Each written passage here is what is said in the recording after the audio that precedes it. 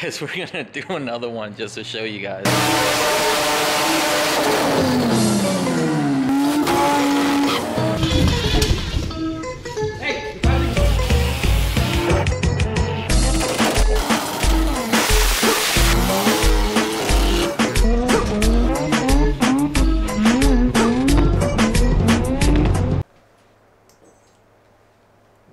Make sure to get from here to here.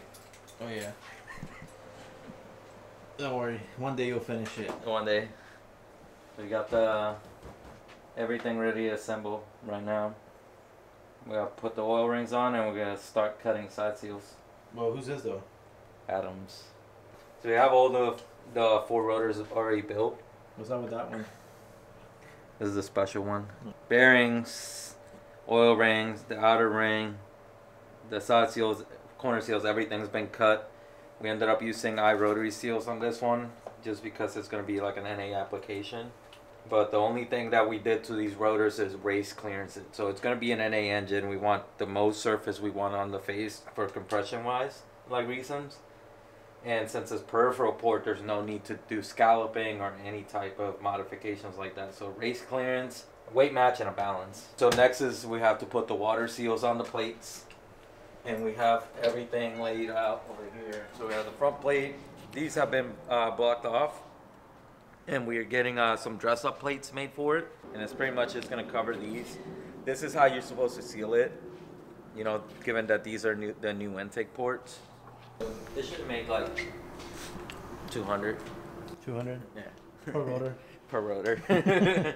So Mike already dry-sided the engine yesterday, which is building the engine with everything but the rotor. So we put the whole butt together, dowels, crankshaft, everything, to make sure that once the engine is built and all tightened and everything, to make sure that the crank didn't bind. So everything was already good. So now the next thing you're doing is... Look at this. It's, Vibrant HD clamps. They're going to go here. So the next thing Mike's doing now is clean everything over again and getting ready for assemble. So you have to like seal these. So you have we to always clean everything like 3-4 times. So you can never be too careful. Yeah. So we're gonna seal these up, seal the blanks that we got made for it because we don't need the fill. This is backwards, Mike. This is supposed to be over here.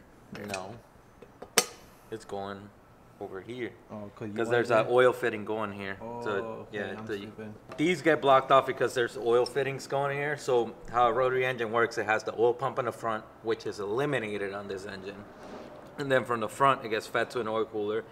From the oil cooler it goes to the back of the engine, and from the back of the engine it feeds this bearing and it feeds the front bearing, but through this oil passage right here. But these, you know, since this is a custom engine, we have to feed these metal ones somehow. So we have to put a sandwich plate here that is gonna not only feed the front, it's gonna feed these 2 middle ones with that we're gonna have to run some either AN lines or some hard lines. Yeah, hard line.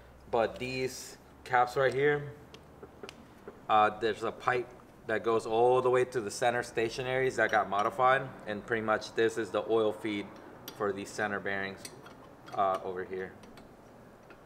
Yeah, so you can see the center plates are actually machined to fit another bearing on it. So that's basically what that pipe goes into to feed that center bearing. Nervous? Nope. Nope. I've done this a couple times already. Yeah? Yeah.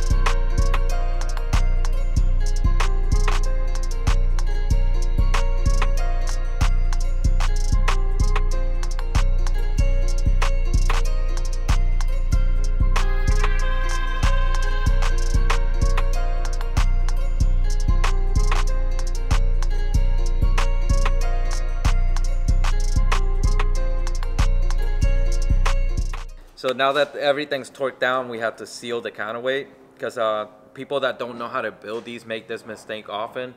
They'll put the nut here, but given that this is a three-piece E-shaft, this seeps oil through, and so if you don't seal this, your clutch is gonna get oiled down.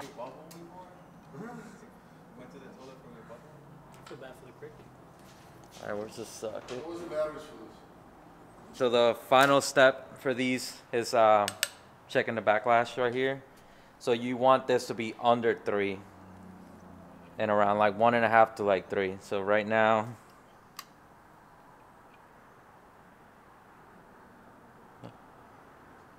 like 2 thousandths. So that's perfect. Right.